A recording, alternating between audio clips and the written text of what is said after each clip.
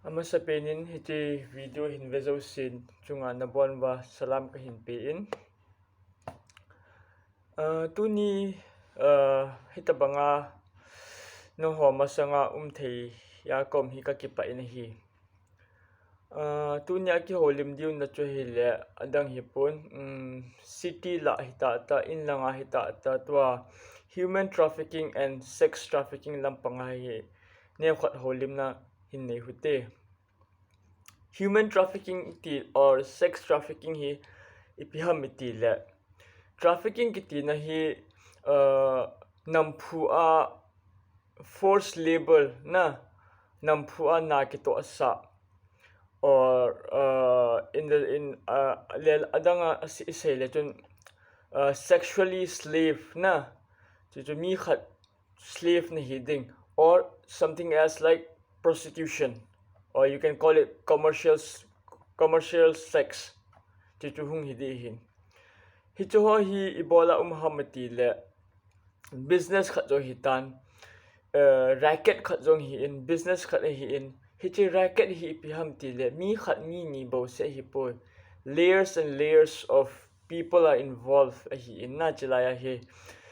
tu chung ning kuma lockdown na ko na yong chu thil tam ta ka hin het do be hin chu ka experience new khat ka hin share no ma hi ka experience to hil hen lang hil abana na adang dang hoyo new cha cha short loading lockdown ahun ki patna chu ipi hung ti ta mati le mizo se hi hung gen theivin na to nei lo atam zo hi private sector ana tongen hi win gampa ma elo in langa mo na lockdown hun ki pat le private sector main chu le private sector hi ta ta lo le student so hi ta ta na to na nei lo le kha sim ta lo ai wanga chu they have to fulfill their needs ti pa chu ma hin na needs and wants in the sense net la cha alo le rent payment ho chu ahin ngai to diu hi in hi che hin ngai to thei ta lo je wa chu ibola ngai to theilom tile na to lo suma san lo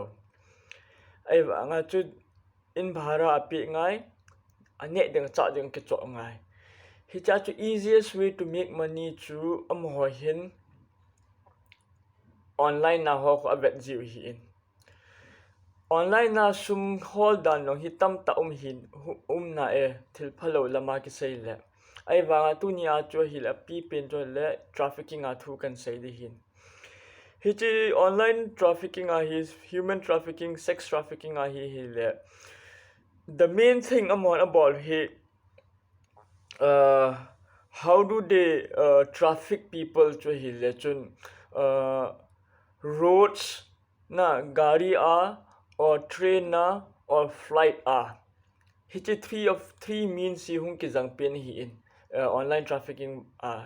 sex trafficking or human trafficking ta online ayong hung ki pan hi tan na hichi online na hi iti hung ham ti le Facebook, WhatsApp, Instagram, Tinder, Meet Me ti ho bana Snapchat kiti ho social media network a hung ki pan hin hichi iti hung am ti le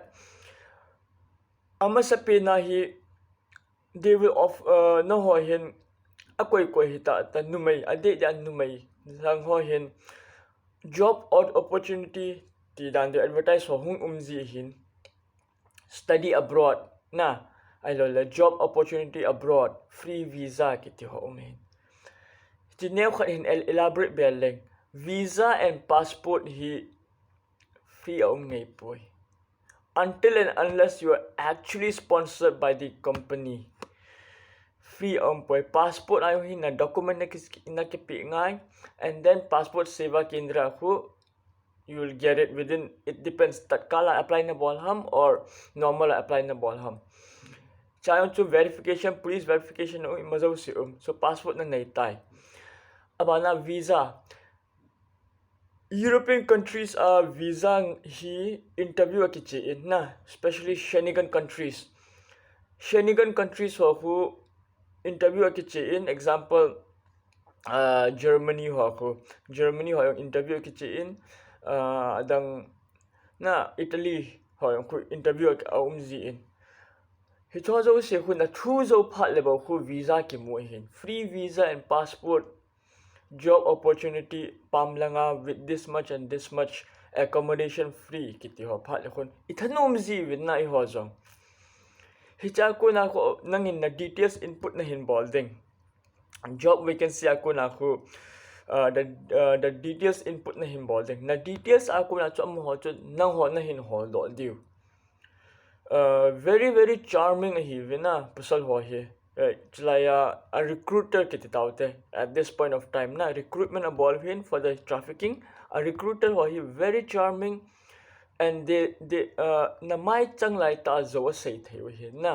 I phatlam na nei lo hi la zo sei theu and alim yong abang mal amu sa zilo abang mal amu sa le very very decent na umjin smart ta coat style na hoi ta ki van wa smart ta video call la hi na kyo pi theu hi ta san lo de he chu ho hi athu se ya ku na yong hu mat do the hin amat do zidan wan chu iki ho pi phat le bo ki hezi na tua seiding a chu neokhat ha sajip point number 1 ga head heading a chu hi le sum tam offer tam free accommodation free fooding and salary will be this dollar hung kiti le chun na you have to actually google that company as well ipi company in ipi api am ti hu google hen you there's an internet in front of you na google jing theu he cho cho na google ngap chat lawa direct na details na input na mazo se na pe le chun hichiwa ko na chu am ho in track na bol diu track na bola ko na chu na hi na I lo le most probably what you are interested in ti dan deu ho ko I had diu hichia ko na chu recruitment ahin bol diu nang ahin approach pan diu na with different ways approach ahin bol pan diu he hicho hi avoid bolding dan chu hi le chun talk to them I won't say do not talk to them see what they say some may be genuine work recruitment some may be fake work recruitment so you have to find out now figure it out which one is genuine which one is fake tu chunga lockdown ang chu mi tam ta chu an o in phabet pi keima ta in jong mini zo he mini ke ko ma ahung win na asai win amin ho om na I ma chabang sei pong na alimu porn site na nom he amo het lo ka amho ni iti bol ham ti le because nang na detail input zo se amho na pi uta hichi na pi zo wa chu hil amho in Facebook hita ta Instagram hita ta a type wa ki hol wa ki download wa Photoshop ki bol le ki chai he ai le chu kyong kana ta san lo al ama ko ma hi alim ka thu me he alim ka thu ma porn site a ka lut na Indian porn site hai na European porn site jong hi de poi Indian porn site na ka lut na hi che porn site na chu alim om he naked body to awang ke he poi na ka lu ka bet le kamu ta lo he but then during that lockdown phase a chu alim anu ko hi wan chu I am extremely sorry disclose ka bol lo hel de he mi ne hi ve no ima cha ka sei lo ding chizo wa ko na chu ka ho pi hin ipiti na lim porn site na ham ka ti le ahin sein mi khan I hin callin ta chu dan thi mi amo hin a call like various ways of trapping a girl dan he na akin anaki he papon kinong kan ka head do chu I was shocked very very unique way chu hile video call la alim akimu sa ngei lo a obo ki za sa jiwa nume a hlep sa we he site khat dong anu hin a site chu bawang talo mai the talo hi le kilomin aki put down time hichi site na chu amo hin modeling na maximum likes on Facebook, maximum likes on Instagram, share kiti ho khu hichwa khu hung ki panjiu ai lehin at that time sum inai lo ji a chu Facebook la dunga chu I ho hin ipi na bol bam ti le like mai ki hol a ko na sum sang khat sang ni ki lo jong le ne the ki chot na the na bu men ni thum hap ta khat dinga ki chot na the hi jong le ho poi in a gel jiu hia hichi Facebook nga contest ho Instagram ma contest ho a ko na hi like na share like ki ti ho khu ahung umji ting le verify ibol wa apha he na hoi lai ko na hung ham chi am ho chun chu offer na bol he I have seen am ho ko sai diudan chu le maybe na I'm just saying maybe in my opinion I say diudan chu hi le I have seen your pictures and you look really good and would you like us for a photo shoot or something like that? We will pay you this much and this much atile. Automatically yes it is you na. Hicha ko na chu na lim na mail ho anei tau na detail zo si anayu. Hichi na detail zo si mangcha chu am ho porn site na chu na lim le na detail akoi theu he. That was the incident that happened na. A body to ama hilo he. A body wang to ama hilo because hichi a body kasay na chu hile hichi body achu tattoo umahin ama body achu tattoo umlo he. Jiwan chu kasay thay. Ama kama ka do he na body a tattoo umam kete umpo iti. Which means a body to mi chu body a limbo chu a melbo chu ama melza a details zo se chu ama ana he. A rate kisan na he, a client min na he. Pura details are in that porn site. Ay la chacho FIR anabolin katihin na ken. FIR anabolin lang hichi ana ikhatin katil amano abol hili kilomen ichan gay so tama cho emana inung call tapo aza chang himay hin na. Yung khatwe ni be chu lockdown lai cho kana call lin ay wanga pick up tapon so ke chin tapoy but hichu ho chu techniques chu ana hin na chi techniques ho chu ta chu ni adang danga chu like share ho chu ake he na ay wanga chu ahung na like offer chu very strange tabang hung de he imu le ke jing he hichu ho khol chin nga ye was ibola ham ti le eima in detail mi khat ki mo pi chu a mi pa te ipya man cha ding ke sei thei lo he na ti za chu kahin sei hi in ipi hi long le hoi ta social media hi man cha le wan chu aboi na ima cha poi ai wanga chu hita bang ho awa chu hlep sa na hi tu khanga hi tu la hi we are still in a pandemic na eva traveling lang ho hi still it's a nidang sanga wan chu anom tai eva nga chu traveling hi 100% fit hi nai pui na borders ho ki kha zap na lai international borders ho ki kha zap na lai and state borders kari kara new cha rules and regulation norms na lai like SOPs so hichi ho ta za chu these people these recruiters or these companies or these people amo he online na system an ahim bol heta na online na trafficking chu le iti hungam ti le online sex prostitution chu iti hum ti le nang ma na details na pi ding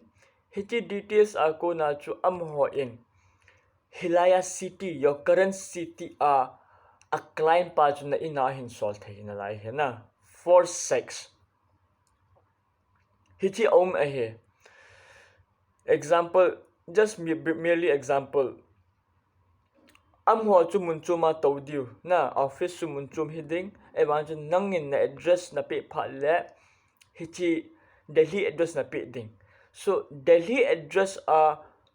pim ti ha a pim pa ti ha a customer pa chu na ina hung thei and the money will get transferred to your account or cash ai ba chu thipa na ina hung the he hi cho hi a umin cha chu lung se ta ikiven na diwa ka hin sei hin ita banga hita job offer ho gampam hita ta or within states hita ta or within the country hita a handsome salary with a luxurious lifestyle ho tabo offer hung ki mu pha le chun go back to Google and verify bolte te ute na koi ma ki lep sa pote hang I ho yang to chi na thep na yong ha sang nei hi jong le internet au min internet hi use hoi ta in bolute ha holute always research bolute ichan gaya hichi company or a hichi person pa to genuine lo ham to head ngai he mi ne head lo khat na detail na pi lawang chu I am extremely sorry ken jong ka kithopi thelo mai the na but na pi a ama ho chu aman cha diu chu andai da aman diu ta chu ipi aman diu chu ke hello so it's always most of the time 90% it's human trafficking are true it's always prostitution and sex racket always very few will be as slave in what hard labor chu he ti ja chu hoita het lowa hita banga job opportunity ho hita banga photo shoot offer ho or hita banga photo contest offer ho hum le na hieng na kom hen dongin lang holwin lang genuine a hi le go ahead a hi lo le want to step back and save your own life save your own dignity save your own everything illanga hoi ta gampa ma hoi ta it's all the same because it's the world of internet media social network sa chu koi ma chu a save the boy so please ibon sakeva pusal ho zong numai ho zong hitabang ho ai involvement hin nei potin a de a why numai because all the time 90 to 95% victim in numai a hi jibin na pusal ho hi it's am ho le age pau hu it is idea male pimp koma who achi phat lo male escort hi phat le hu hung boy ji hin but that is very rare in this internet world ebanga chu 90-95% nume and his even game experience anong ka hin sei hin chula neokhat loi le pai hon in sei pi jong o umin then few of the advocates in sei pi umin na and bureaucrats khatleni no hin sei thoben hi cha chu hichi ho ai ho dinga I het na di wa chu hichi video neu chakhat ka hin bol hin in anavet chai te anavet chai di yong ka ta sanin navet wa na lunga theu le wan chu I am very thankful na that hitabang platform YouTube ma hi platform hi share ka hin bol the hi ka kipa in ka sei hil ka sei wal om le lung se ta in comment na hi na hin sei jing theu hin ai avana suggestion feedbacks regarding anything na hin sei theu he chule next a hi ka content ka video ipi lampang ipi issue lampanga ka hin sei di ham tiong chu comment na de na hin sei the or maybe you can personally inbox me also a ho boy hichi awareness pa hi ning kuma kana sei ki go hi ta na hi choi wanga kana sei ta pon tu kuma atha ba khong ki gyalin ka sei te di he tia ka ki gyalin bana loi le pa yin dong ne khat hin sei bin tia tia chu hung ki bol hi e I phat chu mong hi le jan chu ki ka ki pa in e wanga chu sei hil sei wal om no le ki ngai da mu te ka ki pa e